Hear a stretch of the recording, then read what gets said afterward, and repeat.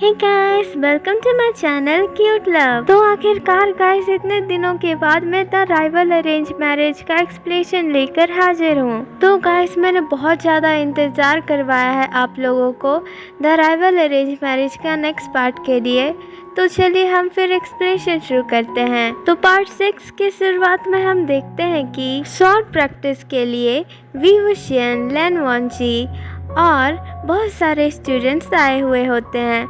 वह जेंगचन, नी होसन, जिन जिशुएन और वेन्नी और भी बहुत सारे लोग होते हैं। तो लैन सिचन सारे स्टूडेंट्स से कहता है कि आज मैं आप लोगों का शॉर्ट प्रैक्टिस के क्लासेस लेने वाला हूँ। तो आज आप लोगों को अपने शॉर्ट प्रैक्टिस के लिए अपना अपोनेंट खुद से चूज करना होगा।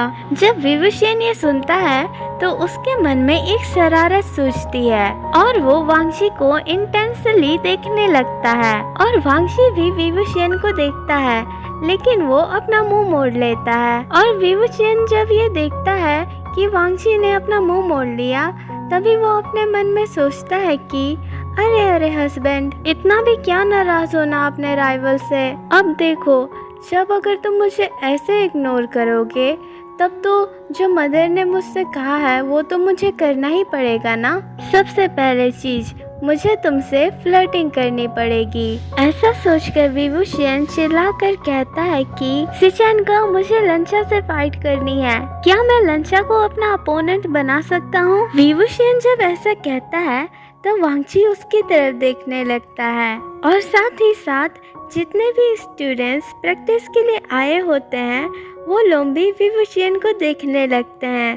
तभी लैन सिचन विवुशियन से कहता है कि हाँ क्यों नहीं आशियन, ऐसे भी वांगशी तुम्हारा हस्बैंड है, तुम उसे अपना अपोनेंट बना सकते हो। लैन सिचन जब ऐसा विवुशियन से कहता है तभी विवुशियन लेन वॉन्जी के पास जाता है और वो अपना सुइबियान निकाल कर लेन वॉन्जी से लड़ाई करने लगता है। तो लेन वॉन्जी भी जल्दी से अपना बीजियन निकाल कर विवुशियन से लड़ाई करने लगता है। और जब लेन वॉन्जी विवुशियन से लड़ाई करना स्टार्ट कर देता है तब विवुशियन पहले तो अपने आप को डिफेंस करने लगता है, लेकिन उसके बाद विवुशियन लेन वॉन्जी से डांस मूव्स यूज कर लड़ाई करने लगता है। इसके वजह से लेन वॉन्जी समझ नहीं पाता है कि विवुशियन का नेक्स्ट मूव क्या होगा। और विवुशियन इस चीज का फायदा उठाकर लेन वॉन्जी के क्लोज चला जाता है और उसके बाद विवुशियन लेन वॉन्जी के ईयर्स को लिक कर लेता है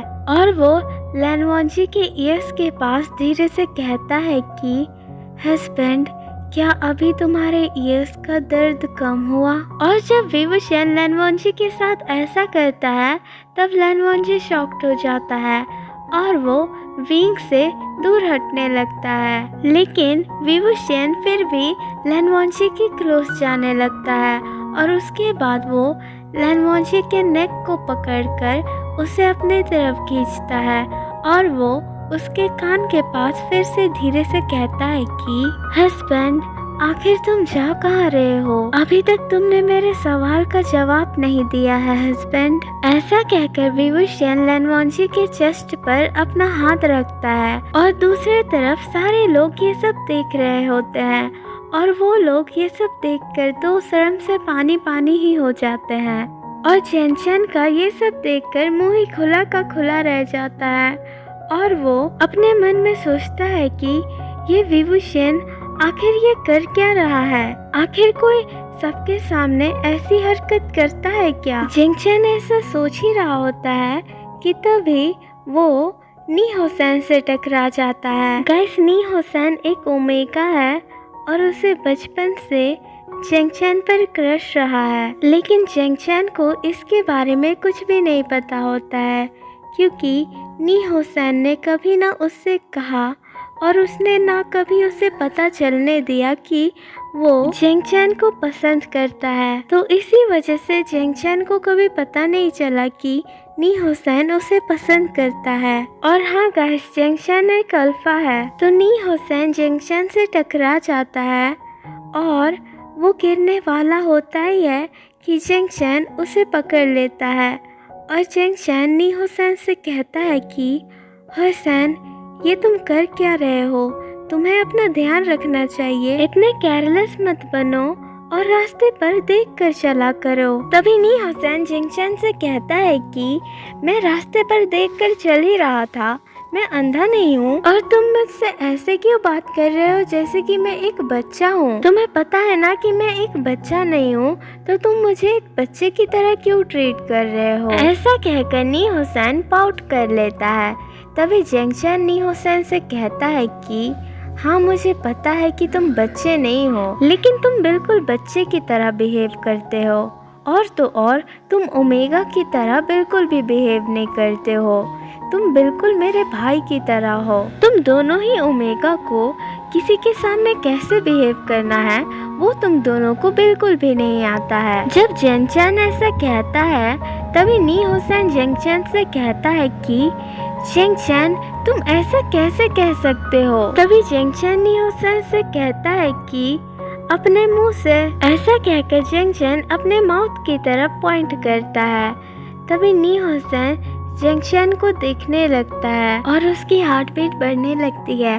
तभी नी हुसैन अपने फेस के सामने अपने फैन को लाता है और वो अपने मन में सोचता है कि ये जिंगशन भी ना, इसे समझ क्यों नहीं आता है कि ये जब भी ऐसा मेरे सामने करता है, मेरे हार्ट को तो ऐसा लगता है कि वो अभी के अभी मेरे चेस्ट से लेकर ही जाएगा, या तो ये अभी के अभी फट ही जाएगा। नी हुसैन ऐसा सोच ही रहा होता है कि तभी जिंगशन उससे कहता है कि हुसैन, क्या तुम मुझे अब इग्नोर करने लगे हो? अब तुम मेरी तरफ देख भी नहीं रहे हो हुसैन, क्या तुम मुझे इग्नोर कर रहे हो?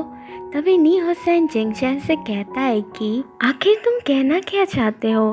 क्या मेरे पास कोई और काम नहीं है तुम्हें देखने के अलावा? हाँ, तुम क्या अपने आप को एक हैंडसम अल्फा समझते हो जो मैं दिन भर तुम्हारी तरफ ही देखते रहूंगा? नी हुसैन ऐसा कह ही रहा होता है कि तभी जिंगशन नी हुसैन को पपी आइज से देखने लगता है।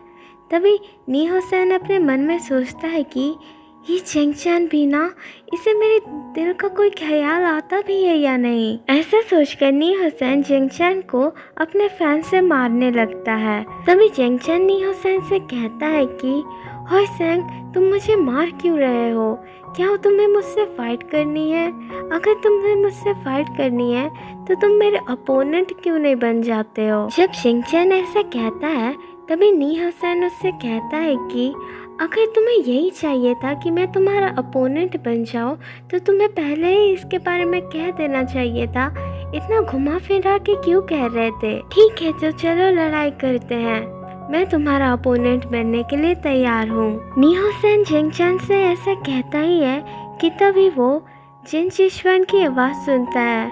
जिन शिशवन कह रहा होता है कि वन्नी, तुम्हारे हाथों से तो खून निकल रहा है। जब जिन शिशवन ऐसा कहता है तभी सारे लोग वन्नी की तरफ देखने लगते हैं। यहाँ तक कि विभूषण और लैनवॉन्जी भी वन्नी की तरफ देखने लगते हैं। उसके बाद विभूषण लैनवॉन्जी को वहीं छोड़कर वन्नी के पास चला जाता है और विभूषण वन्नी के पास जाकर कहता है कि वन्नी, क्या तुम ठीक हो?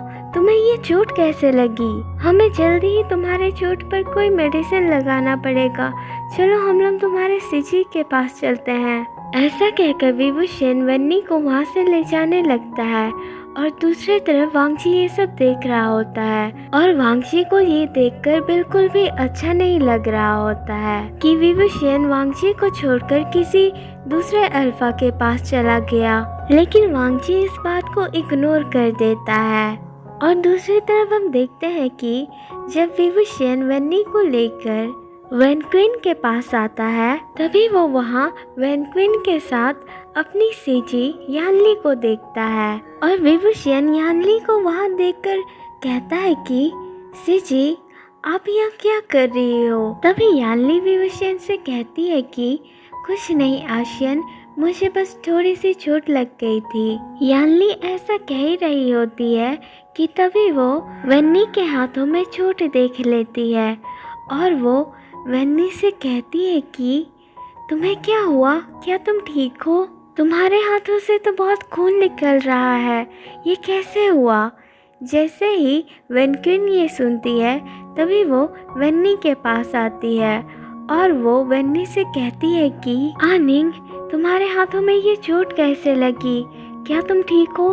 चलो मैं तुम्हें पहले मेडिसिन लगा देती हूँ। ऐसा कहकर वेनक्विन वेन्नी को अपने साथ ले जाती है और उसके बाद वो वेन्नी के चोट पर मेडिसिन लगाती है और उससे कहती है कि तुम्हें अपना ख्याल रखने नहीं आता? इतने बड़े हो गए हो फिर भी अपना ध्यान नहीं रख सकते? वेनक्विन ऐसा वेन्नी से कह रही होती है और दूसरी तरफ जियान यानली भी ये सब देख रही होती है।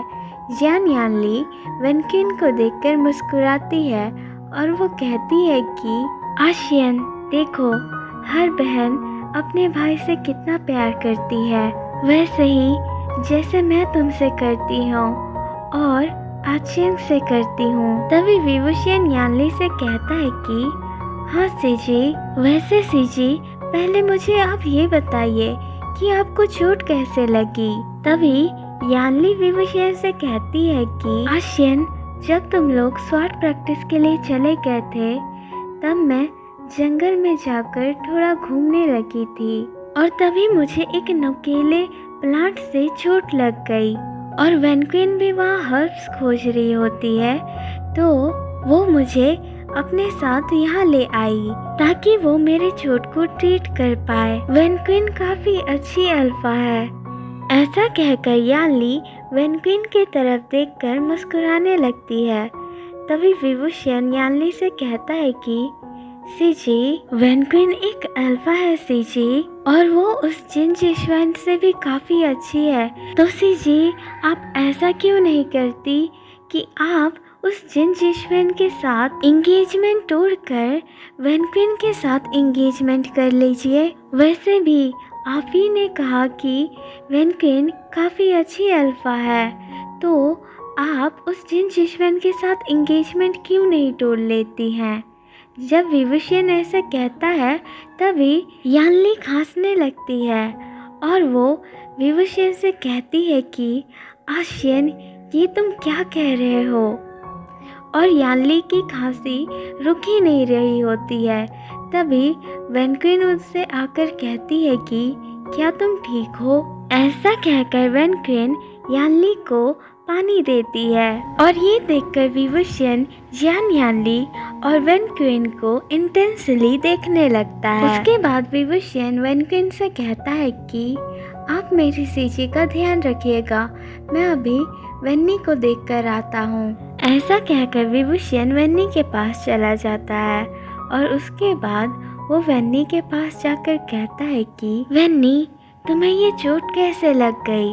जब विवुशियन ये सवाल वेन्नी से पूछता है तो वेन्नी को वो समय याद आ जाता है जब विवुशियन लेनवॉन्जी के साथ फ्लर्टिंग कर रहा होता है और वेन्नी को ये देखकर अच्छा नहीं लगता है। इसी वजह से वेन्नी स्वॉर्ड प्रैक्टिस के समय कंसंट्रेट नहीं कर पाता है और उसी समय उसे जिन जिश्वन के स्वॉर्ड से चोट लग जाती है। तो वेन्नी विवुशियन से कहता है कि मेरा बस ध्यान भटक गया था, इसी वजह से मुझे चोट लग गई। तभी विवुशियन वेन्नी से कहता है कि तुम्हें ध्यान लगाना चाहिए था ना।